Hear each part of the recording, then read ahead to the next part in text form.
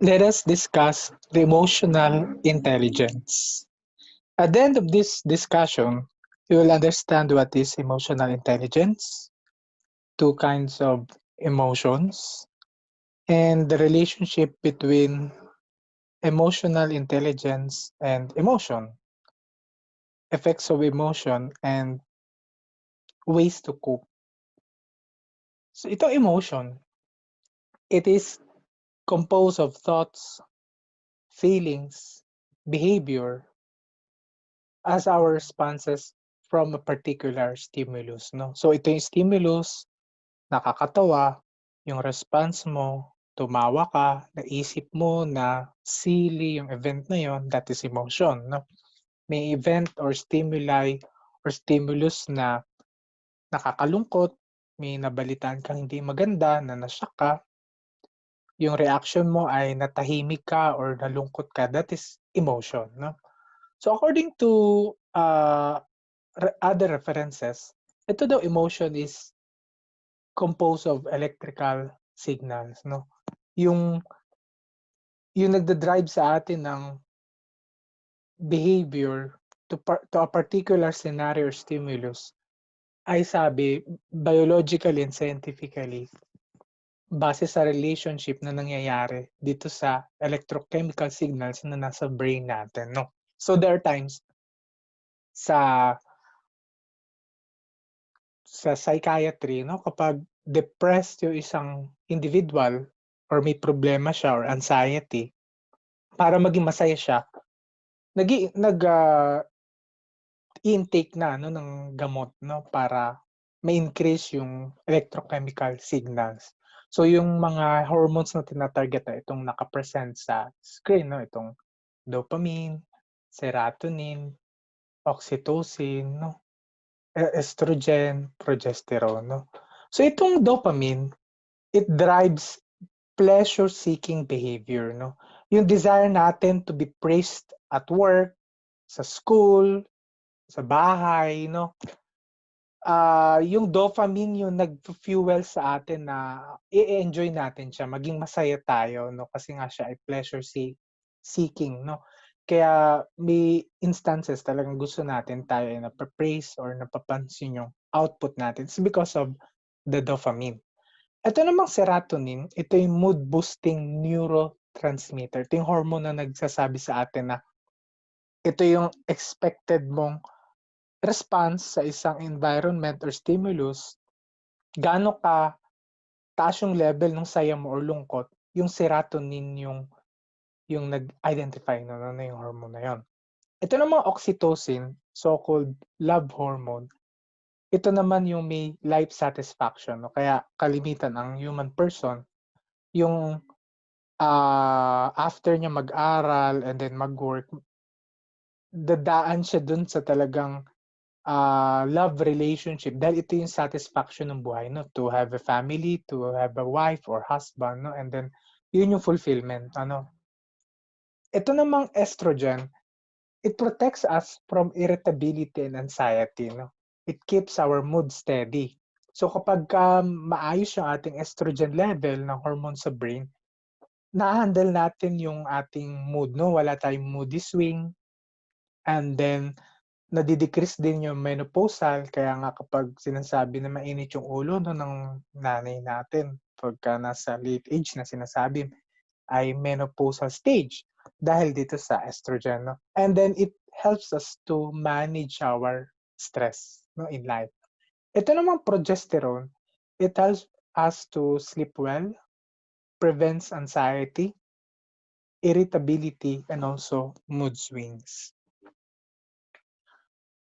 Ang emotion ay sabi bukod sa ito ay electrochemicals, ito din ay contagious. Meaning to say, nakakahawa, no?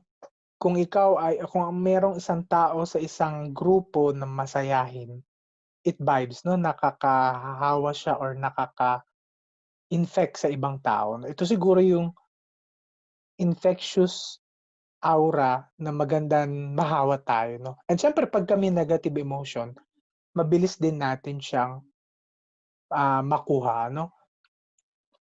So when it comes to emotional intelligence, according to Daniel Goleman, the one who proposed this emotional intelligence, which is included under the intelligence quotient, emotional intelligence is the ability of one person to motivate, control, and regulate the events in life.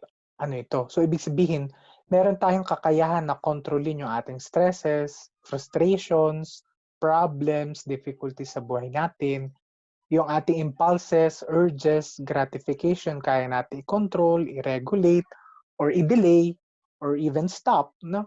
Even our ability to think or respond to a particular stimulus in a proper way, ito yung emotional intelligence. It follows na kapag mataas ang ating emotional intelligence, kahit gaano tayo kaproblemado, kaya natin siyang i-handle at nagagamit natin yung proper coping mechanism. No?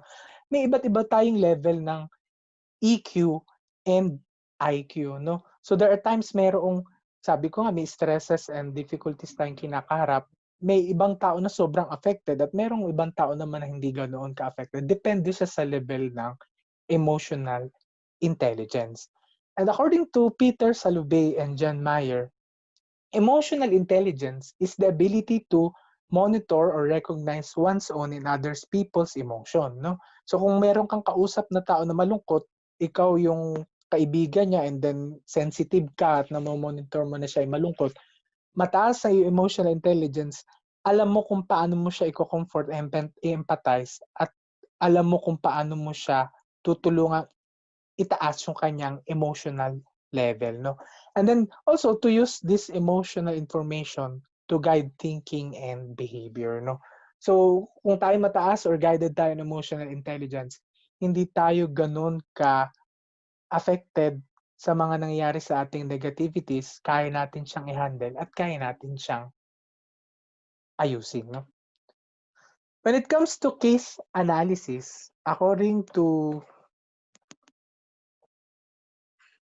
the statement, Marie is a 13-year-old gifted teenager with the ability to play any musical instrument. Often, she is harassed by her inability to perform due to her need to comply with much school workload. Playing musical instrument is her therapy as it soothes her mind. Such inability made her throw tantrums which some people consider as highly immature. Such manner of expressing her emotions made people think that she is emotionally immature. Is Marie of a very low emotional intelligence? What is Marie's therapy as she is confronted by much school workloads?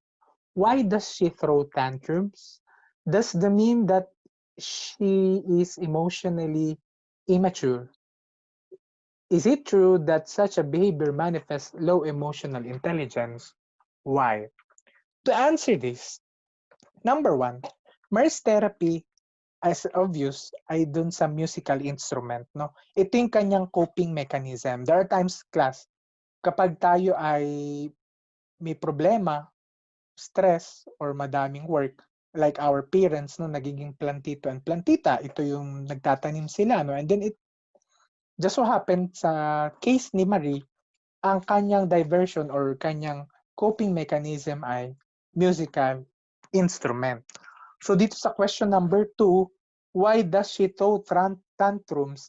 Kasi nga dahil hindi siya makaplay ng musical instruments kapag marami siyang school workloads. Does that mean that she is emotionally immature? There's a possibility, no? Dahil ang tantrums ay hindi applicable sa isang 13-year-old gifted teenager or 13-year-old teenager, no? Yeah, another is gifted siya no, dahil siya ay mayroong ability to play any musical instrument. Pero when it comes to age, hindi na yun yung kanyang developmental task, no? Na magkameron siya ng tantrums. So, doon sa question na IQ versus EQ, which do you prepare to have a higher level of IQ or EQ? Itong topic na to, IQ or EQ, before Ang traditional na base to land a job dapat mataas ang IQ 'no, ito yung mga may Latin honors, magna, summa, cum laude 'no. Nowadays iba na 'no, ito yung naging question ko rin sa discussion namin ng intelligence sa mga kaklase ko na nasa sa Lasal 'no, sila ay employer, sila ay nasa HR. Tinanong ko kung totoo yung claim nung ano 'no, nung isa sa nag-speaker sa amin sa seminar 'no, na ang priority ngayon ng HR managers or mga hiring officers, even yung mga owners ng businesses, ay yung mas mataas ang EQ 'no. So tinanong ko kung bakit. So yung EQ, it takes a long time bago mo ma-modify or matutunan 'no. Kasi it is built by nurture and nature. Kung ano ka, kung ano yung ugali mo, kung ano yung behavior mo, emotion, thinking, and action, yan na yon. Kung imo-modify yan, it takes a long time, no?